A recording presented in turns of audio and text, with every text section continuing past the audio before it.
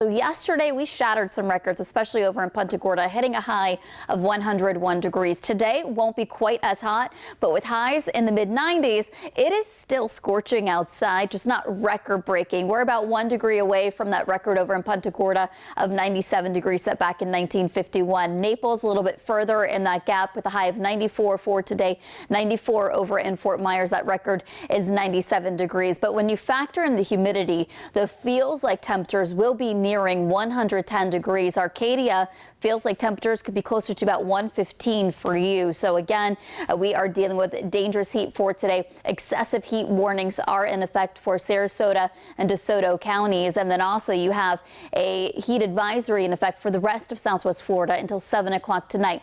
The rain is our friend. It has the potential to cool us down for today. Right now, clouds and radar sweeping across mainly dry.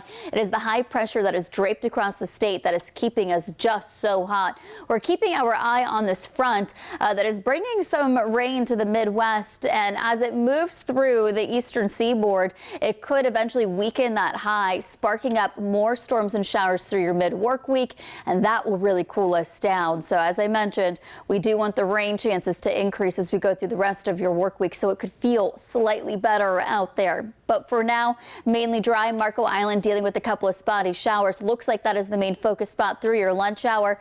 Up and down the coast and through our inland areas right around 2 o'clock, spotty showers and storms. They continue to be a bit sporadic throughout the area until 6 o'clock this evening and not dissipating until about 10, 11 o'clock this evening.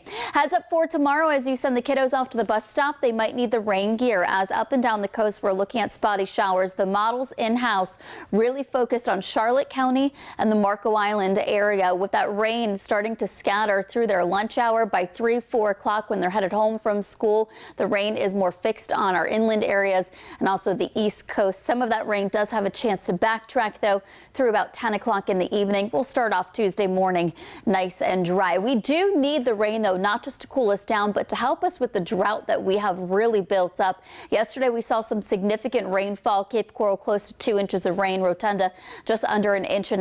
As we move down the list, even Bokeelia picking up just under 1 inch of rain.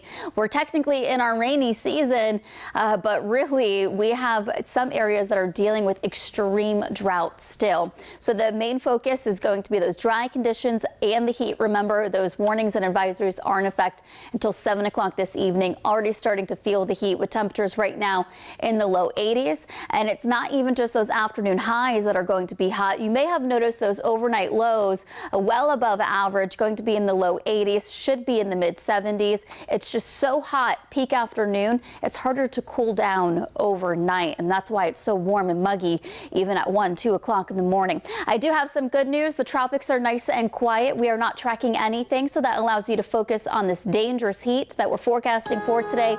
Also Monday, there's that potential cool down for your mid-work week Wednesday into Thursday. We're really just going from the mid 90s to the low 90s. Elise.